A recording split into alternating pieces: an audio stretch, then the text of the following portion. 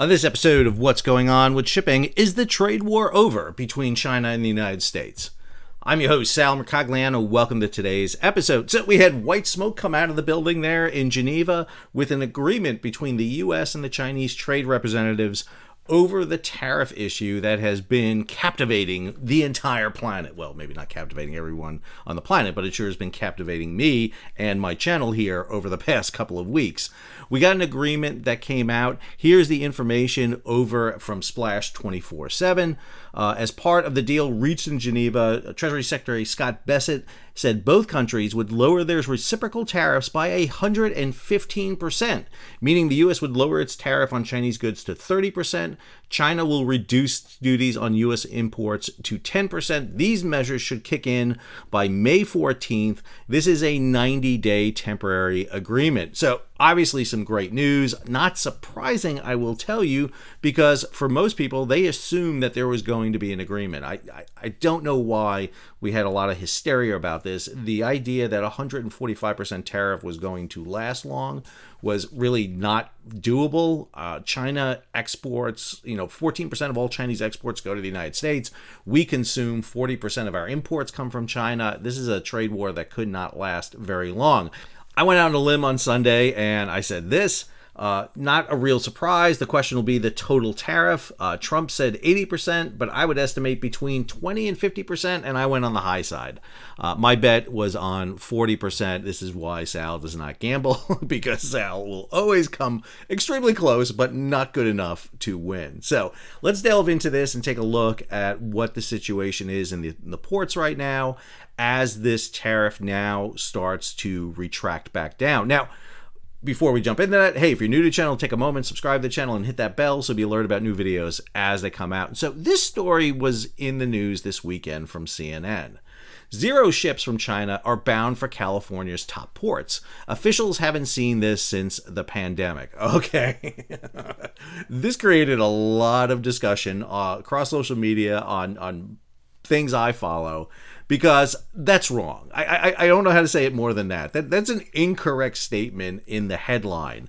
Now, I said that, and everyone came back at me and said, well, read the story. Okay, well, number one, if you're going to put that in the headline's wrong. There are not 0 ships from China bound for California ports.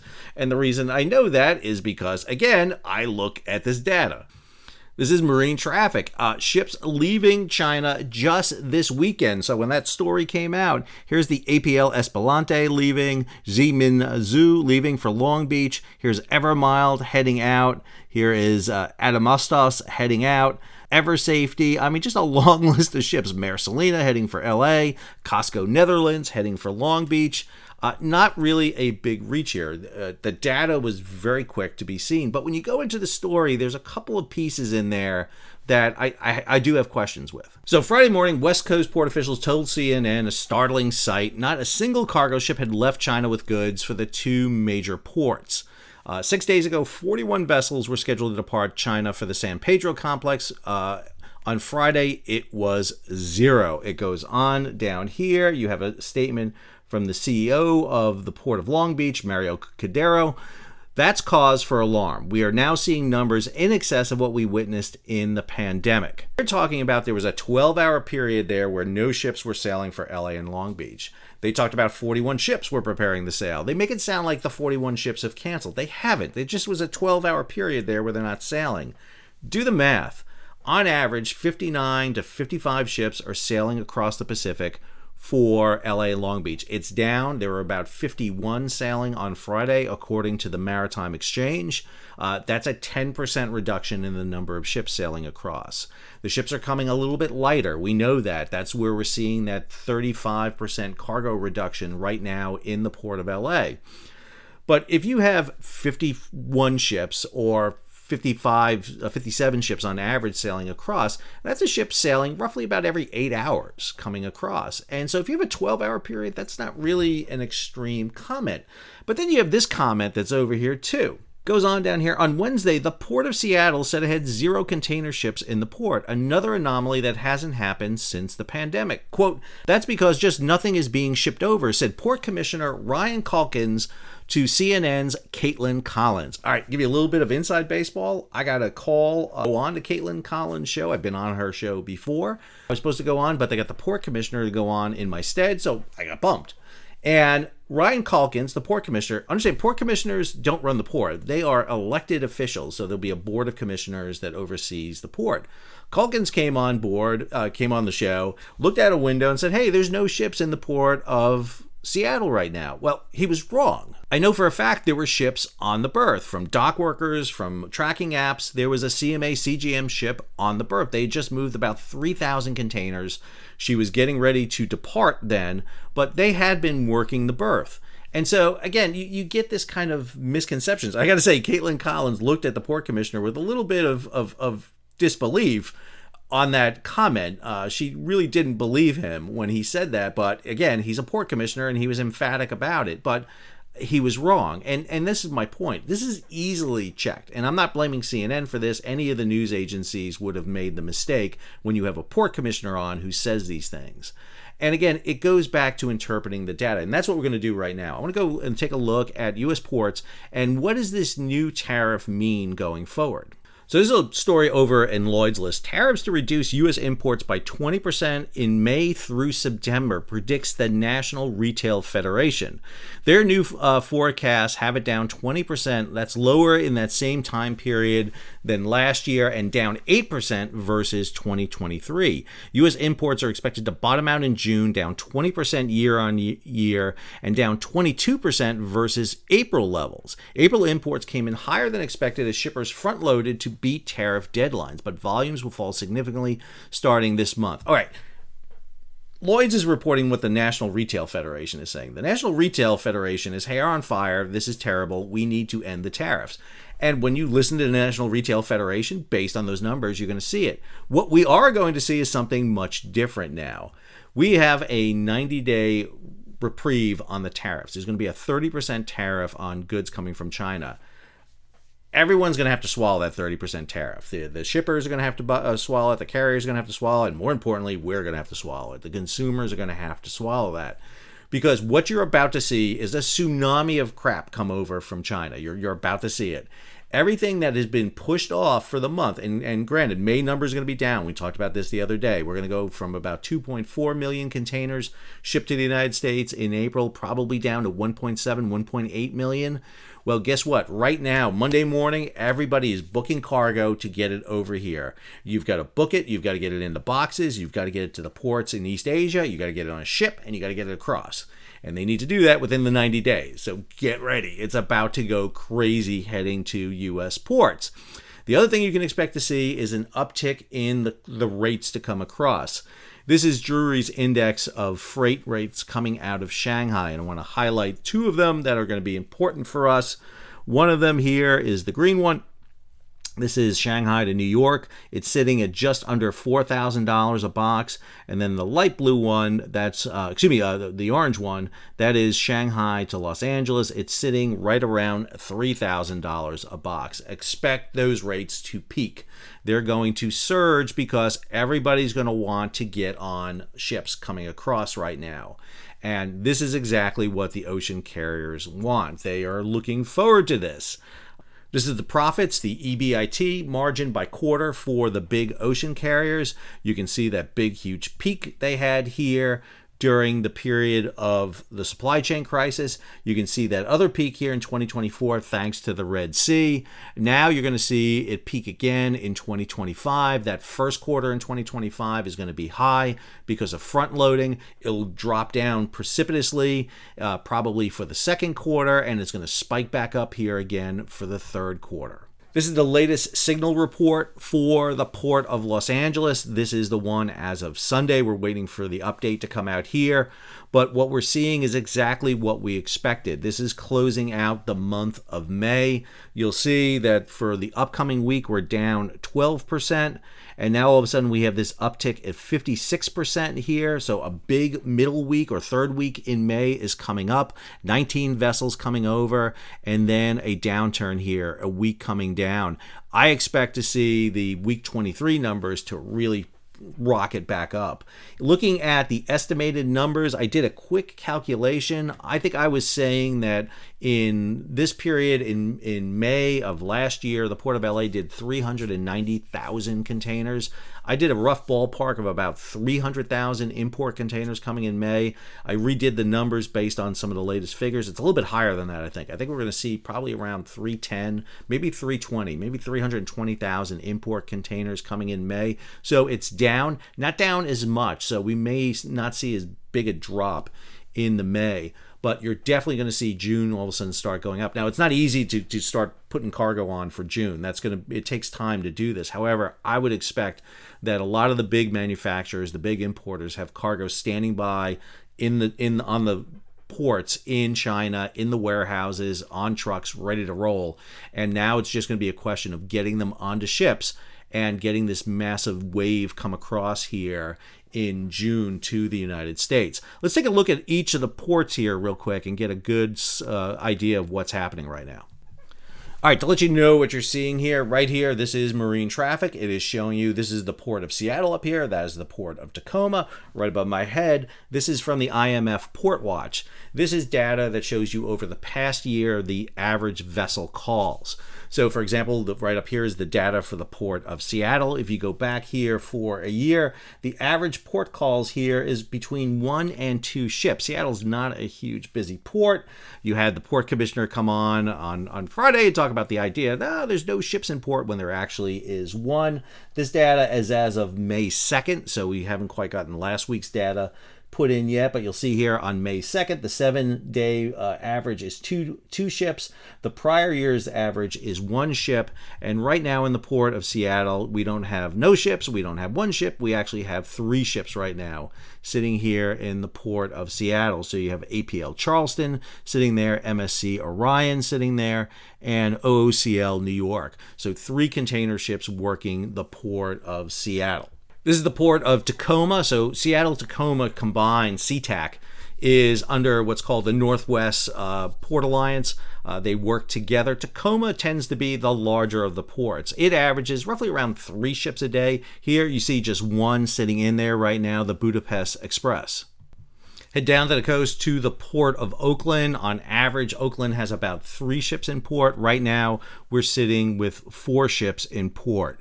Head over to the port of Houston. Now, Houston's a little bit tricky here because Houston is a huge export port for petroleum, liquefied natural gas, oil, bulk products. And so you'll see the numbers here show on average about 20 ships in port, but that's not containers. What you see here off the port of Houston right now, 1 ship at anchor, 1 ship coming through the Houston ship channel right now. Always a fun passage into the port of Houston is the Houston ship channel. And then at their 2 container berths, they have 1 is on the southern berth and just 2 up here on the north berth. So a little bit lighter usual for the port of Houston at this time. Those berths can handle between 4 or 5 ships apiece. So not as busy. Houston is the biggest container port on the Gulf Coast. Let's head over to the Port of Savannah. This is the largest port in the southeastern part of the United States. If you look at the biggest ports in the U.S. in terms of containers, there's 4 of them. It's the LA Long Beach complex. It is Houston, it is Savannah, and then it's New York, New Jersey. We're going to work our way up the East Coast here now. So here is Savannah. You got a couple of ships off here at anchor. But in the main terminal right now, you have a variety of ships, and Savannah's always a busy port. 4 ships right now up against the berths here in on the ocean side and Garden City terminals right now, and you'll see them right here. Next, we have Charleston. Usually about 5 ships in the port of Charleston. You have 3 ships right now inbound into the port of Charleston, and as we zoom in here, it looks like we have 2 ships here. 1 up on the northern berths here and 1 further down here on the southern side. And so these ships are coming in to start working the day. Not unusual for coming out of the weekend, not to be a lot of traffic on the berths. Next, we have the Port of Virginia. Now, Port of Virginia, again, another tricky little port to deal with. So we usually see about 5 ships on berth here. However, there is a large anchorage right up here, which is not showing ships right now because I got this blanked off. I'm just showing you container ships.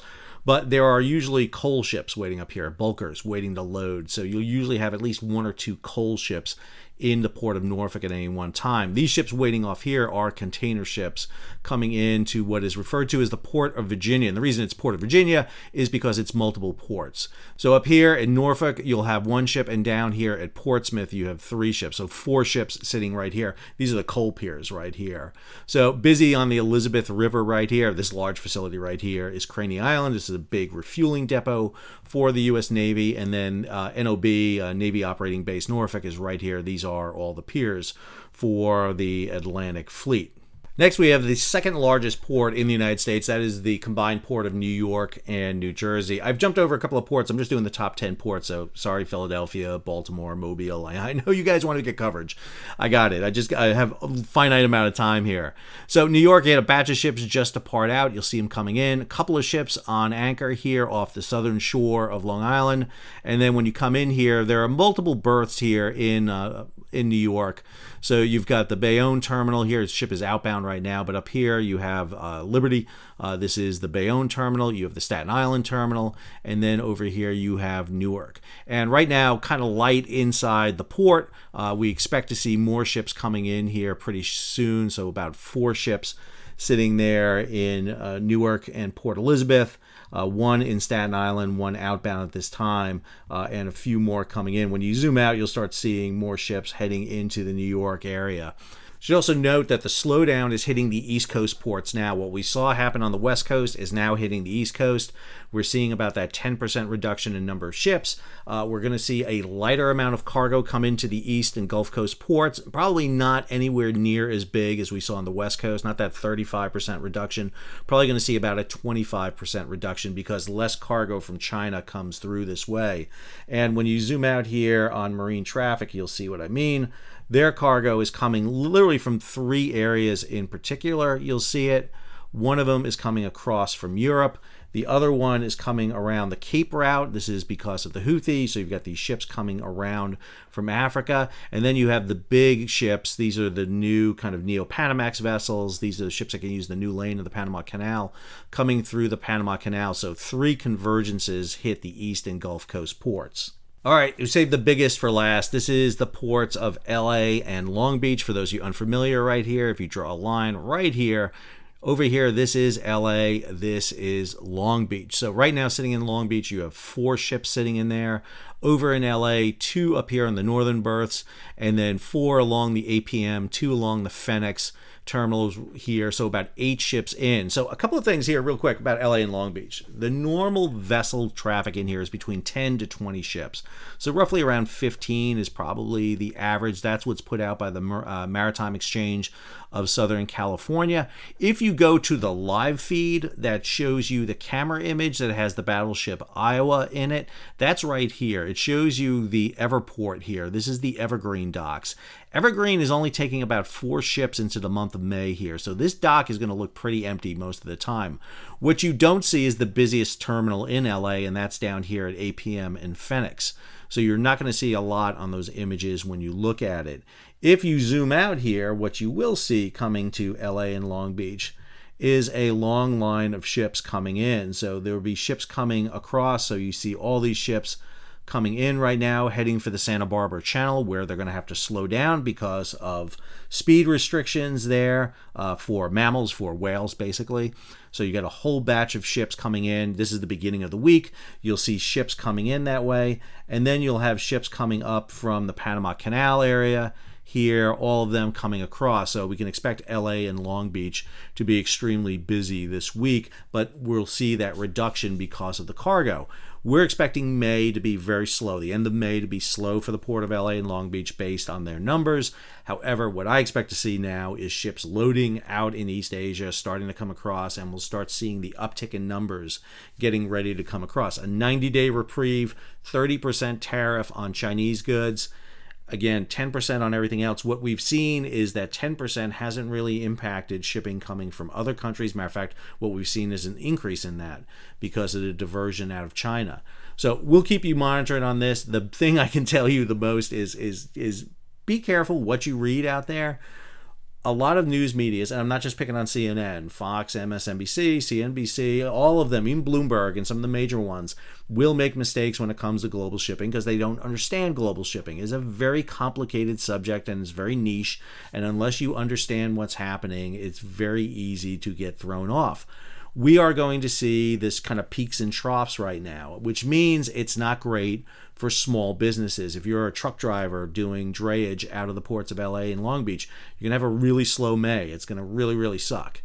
If you are a shipper who's dependent on just-in-time logistics and you expect your cargo to come in on a regular basis, you're going to see a disruption right now because you're probably not big enough to afford to stockpile gear like some of the big box stores will have done.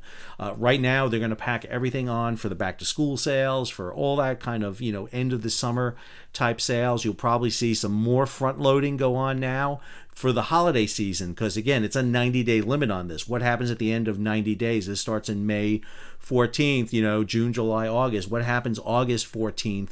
Does the tariffs kick back up again? There's a lot of uncertainty. When there's uncertainty in shipping, that means higher costs.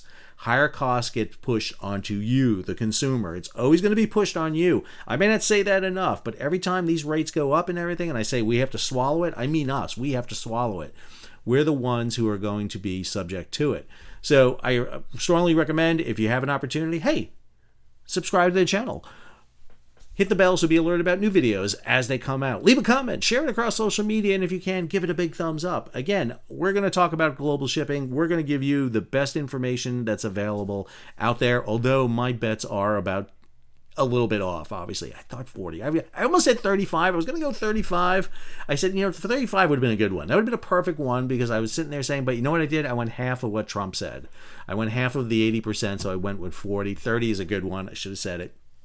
Anyway, it doesn't matter. If you can, support the page. Why do you need to support the page? Well, because obviously Sal doesn't bet very well, so the idea of me making my money on betting is not going to work because I'm always off.